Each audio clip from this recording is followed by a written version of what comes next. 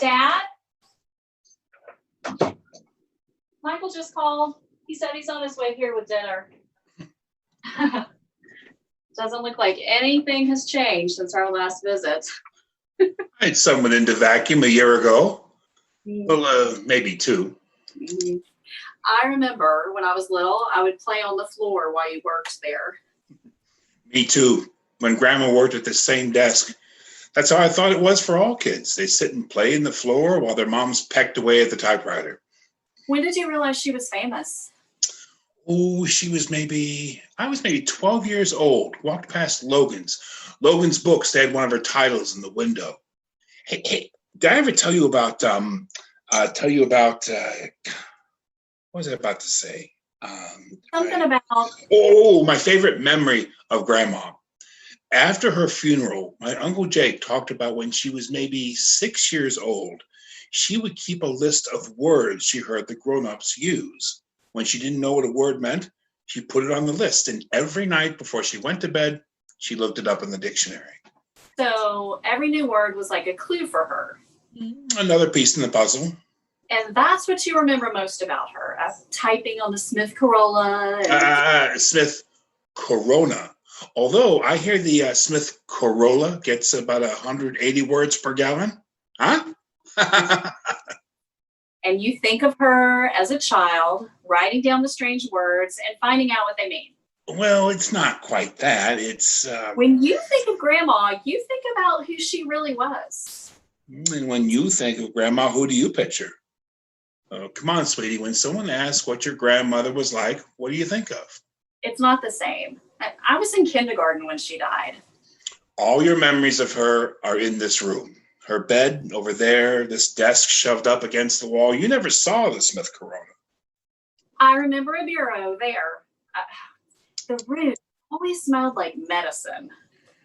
You remember an old woman who smelled of death, who never left her bed, never learned your name, at first had trouble remembering my name, and finally didn't even remember she had a son. She kept a bell in the top drawer, a little tinkle bell. She used to let me play with that. You remember that little bell? It's a nice memory. Of a bell? But your memory of Grandma was from these last few years when the person she had been didn't exist anymore. I don't want your kids growing up thinking that's who I was. Dad, you don't even know that you're going to reach that point. Maybe I'll get hit by a bus first. Or a meteorite. Or one of those self-driving cars. I told you, Alexa hates me. Okay. So these days, you're a little bit absent-minded. Sometimes. Yeah, absent-minded is more, that's more when you can't remember where you put your keys or which button does what on the remote. Nobody can remember which button does what on the remote control. Yesterday, your twins were crying and crying. I pointed the remote at them and pressed mute. Did it work? I don't remember. But this isn't like Grandpa's getting a little absent-minded in his dotage. It's like I store all my memories in a cupboard, and now when I go looking for them, more and more have disappeared. The time burglar strikes again. Dad, you are such a drama queen. So you forget stuff. That's not exactly the end of the world or the beginning of you losing your mind or something. My doctor thinks otherwise. And remember, he's a doctor. You want to see the brain scan results again? I'm thinking of using them for my Christmas cards this year. Having a wonderful time. Wish I knew who I was. That's cute. I'm sure Hallmark will want to buy that from you. But you're not serious about what you might do if I get to the point where I can't remember who I am, or I can't remember my family, I won't be me anymore. I won't be anyone. Now, maybe it won't get that bad, but if it keeps getting worse, I'll take care of it while I still can. Don't you want to see your grandchildren grow up?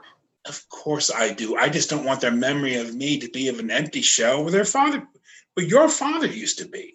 Before every visit, I'll tell them a story about the way you really were. Oh. I mean, I'll leave out all the bad stuff, of course. Oh, thank you. Pretty soon you'll run out of stories. If I take them to see you once a week, okay, once every 3 weeks, I should have enough good stories about you to last maybe 3 weeks. And then I'll just make them up. I mean, what do they know? They're kids.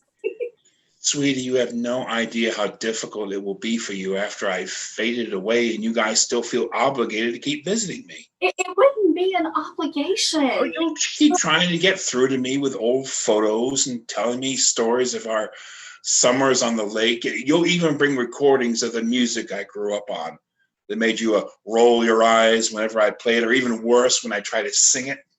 I'll bring your Credence records. I'll even stay in the room while you play them. I'll sing along with you, and I'll make the kids sing along too. I might not be able to keep them from rolling their eyes, but... And that will work maybe once, and you'll think, aha, but not for long. Soon you'll become frustrated. No, we'll want to take care of you. You know, I've seen this more than once. You and your sister will come visit me every week for a while. You'll bring the kids at first, then you'll switch off. You'll come this time, she'll come next time. Gradually, it will wear you down. You don't know. After a while, even though you love me, you'll start to resent me. I can't believe that you would think you will that. keep trying to break through to me to see some spark of recognition in my eyes, and you'll wind up resenting me for it, and you'll feel guilty for resenting me. And then you'll find yourself thinking, I wish he would just go ahead and die already. And you will hate yourself for that. You will think, God, how could I have thought that even for a second? Stop it. That's not true. Finally, after a year or 2 or 5, you'll get a call. I'm sorry, your father passed away in his sleep last night. And for a couple of days, you'll be on the phone breaking the news to relatives and friends I had long ago lost all memory of. They'll try to console you, and you'll say, but it was a blessing. Because you're my daughter, and we are who we are, and even though it was a blessing, you'll think, did I think that for my father, or did I think that for me? I don't care. Sweetie, you just I can't. don't care. You just can't. I don't care, God damn it. Don't you wish that you could have had more time to spend with your father? Of course. That was different. I had come home for Christmas. He had lost so much weight. We sat in the living room. There was lots of snow outside. It was just like, not Norman Rockwell. Currier and Ives. Currier and Ives. Just like a picture of Currier and Ives. So I asked him, what's going on? And he said, it's a cancer, but there's nothing to worry about. See, people then, they didn't talk about cancer. He said there was nothing to worry about. I took him at his word.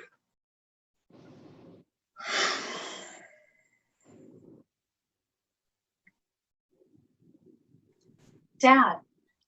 5 months later, I get a call. Your sister, my sister, your Aunt Jean, said, you better come home right away. Daddy's not expected to make it through the night. If I'd gotten there 1 day earlier. He was in a coma. He wouldn't have even known you were there. I would have known. I could have told him goodbye. I could have told him I loved him. Even though he couldn't hear me, I could have held his hand, kissed his cheek, told him I was proud to be his son. Even if he couldn't hear you? Even if he didn't know you were there? It's not the same thing. Of course not. Then you were the child losing the parent. I can only imagine how much that hurt. Look, I'm not going to lie to you that way. I'm not going to tell you everything's going to be fine. Life has its own agenda. We do not get to vote on it. I just want it to be me, you remember, not what I would become. That is so selfish. You decide what I can remember. Ellen, food. Michael's here. I'll be right there. We're not done, you know. I know.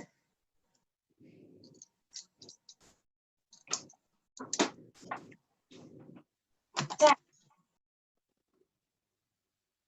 we still have more time than this, right? I promise, sweetie. We still have more memories to make. Well, it's here.